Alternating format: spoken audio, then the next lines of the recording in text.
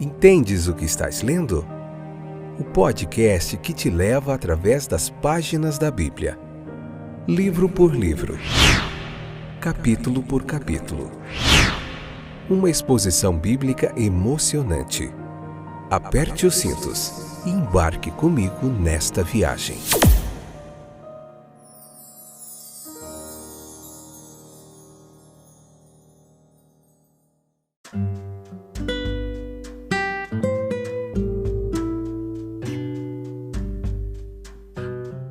Olá, aqui é o Fábio, você que nos prestigia, que está sempre aí ouvindo nossa exposição bíblica, muito bem-vindo para mais um episódio do nosso programa Entendes o que estás lendo?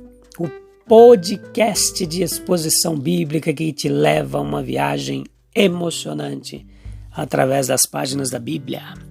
Hoje nós vamos meditar em Gênesis capítulo 4, a parte 1, vamos dividir também em duas partes, igual fizemos com o capítulo 3. Quando o assunto fica um pouquinho grande, a gente divide um pouquinho. Beleza? Então aqui no capítulo 4 agora nós estamos diante de um outro começo, o da sociedade pecaminosa. Aqui o homem começa a sua caminhada de degradação, né? Depois do pecado original ali de Adão, agora começa a piorar mais ainda. Então, o caminho para o reino de Deus ele está nascendo, mas aquela sociedade pecaminosa ela vai se corrompendo cada vez mais. Nós vemos aqui no capítulo 4, e não percamos de mente, não se percamos que nós não venhamos se perder na ideia aqui de que o objetivo da narrativa bíblica não é científico, mas é didático, é nos trazer lições, tá? E nós vemos aqui o esboço da primeira família, nos versos 1 e 2, que é claramente preenchido. O pastor de ovelhas Abel, o lavrador da terra Caim, né? Aqui nós vemos afirmar que a família humana já havia crescido, isso é bem claro, em algo como uma comunidade, né? Onde havia uma divisão do trabalho, a produção de alimentos de origem animal e vegetal já se é notada em quantidade, que só pode ser explicado pelo pressuposto de que o homem ele aumentou em número na terra. Então nós somos conduzidos ainda mais pelo processo do tempo, né?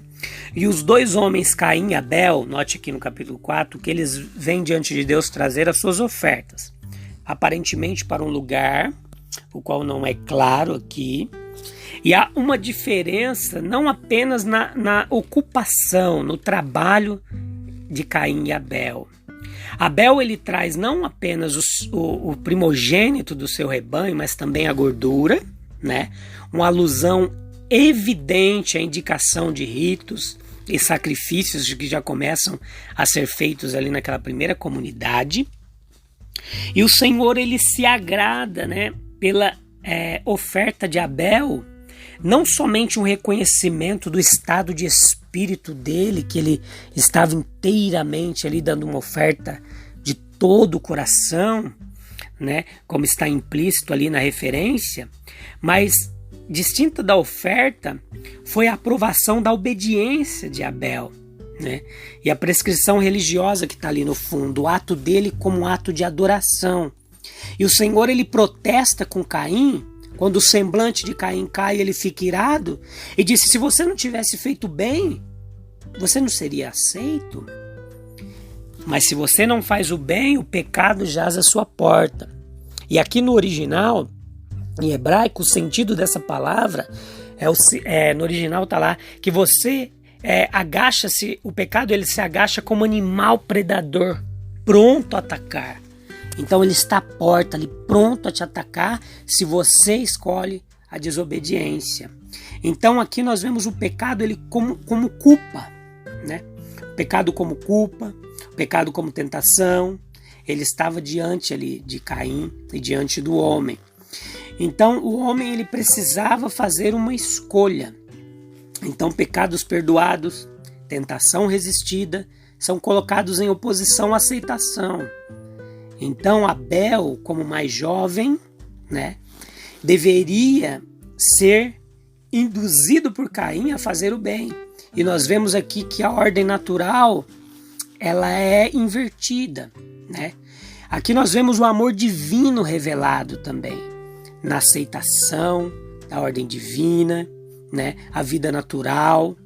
Caim, ele foi avisado pelo próprio Deus que seu semblante havia caído, escurecendo o coração dele com o crime, manchando a sua mão com sangue, né? Uma imagem da degradação gradual da consequência.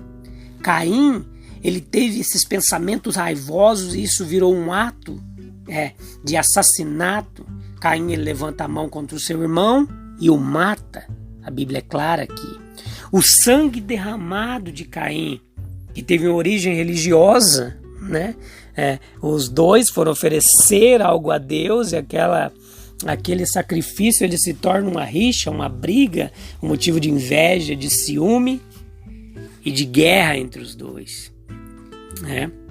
Então, nós vemos quando Deus se aproxima de Caim e diz assim: aonde está Abel? Parecido com a mesma pergunta que ele fez a Adão, né? Aonde estás, Adão? Agora ele pergunta a Caim: aonde está Abel, Caim? Então, ele não sabia, né? Ele sabia onde estava o corpo, né? Mas ele falou: eu vou dar conta do meu irmão, onde está meu irmão?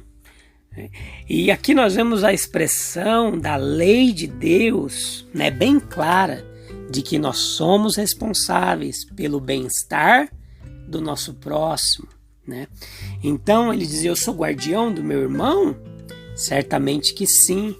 Deus nos cobra, né, sobre os nossos irmãos e os nossos semelhantes. Aqui está implícito e explícito também o mandamento de que devemos amar o nosso próximo como a nós mesmos, o que se tornou a lei mosaica e o mandamento reafirmado por Jesus Cristo. Quem é meu vizinho? Quem é meu próximo, né? Abel, ele é o caráter da vida humana, um sopro, como está escrito no Salmo 103,15, para onde eles estão indo?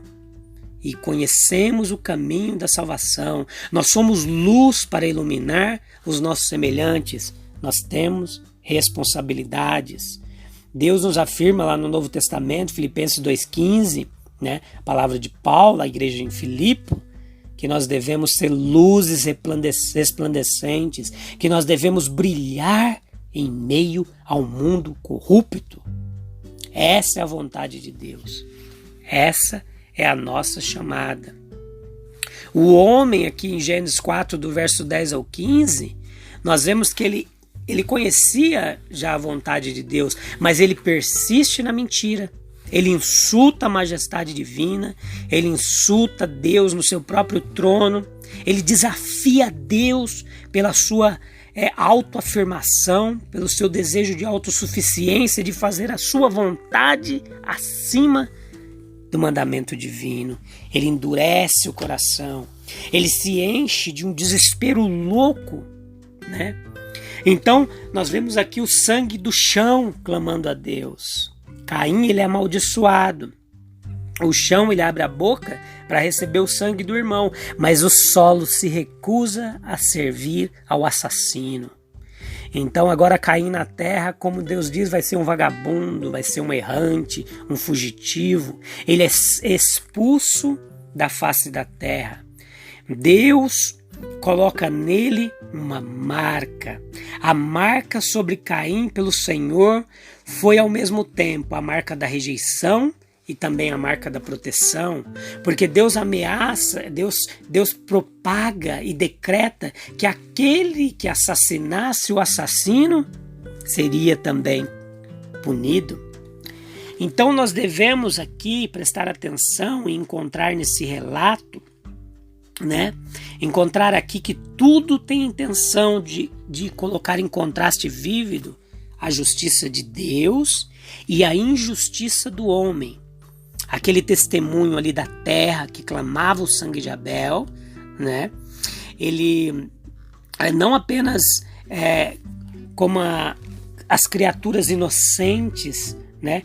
Mas também um testemunho do homem maldito, errante, sofredor, miserável e faminto que se torna aquele que decide, em vez de amar o próximo, agredi-lo e deixar de amá-lo.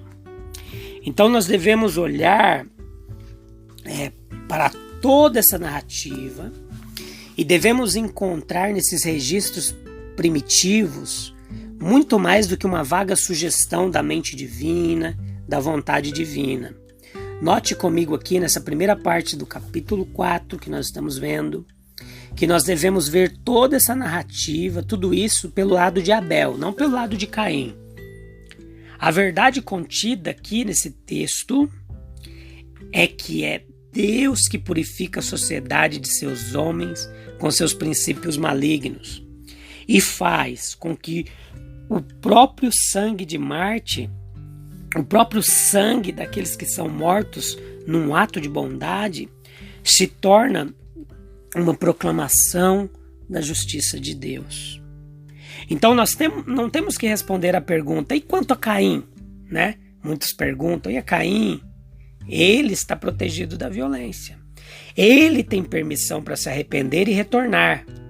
Então, do conflito entre esses dois mundos, de Abel, o mártir que é morto em seu ato de bondade, e Caim, que é pego no seu ato de maldade, o conflito entre esses dois mundos é que surge o propósito divino. O mal, ele é afastado. O mal, ele é rejeitado. E o bem, ele triunfa eternamente. Então, eu te espero no próximo programa para a gente continuar meditando aqui nesse capítulo 4 e nós vamos concluir e você vai entender melhor toda essa mensagem do capítulo 4, beleza? Leia o capítulo 4 com calma, ouça a explanação bíblica, compartilhe com seus amigos e irmãos. Eu te espero no próximo programa, capítulo 4, parte 2, nós vamos ver no próximo programa. Beleza? Um abraço, fique com Deus. Até breve.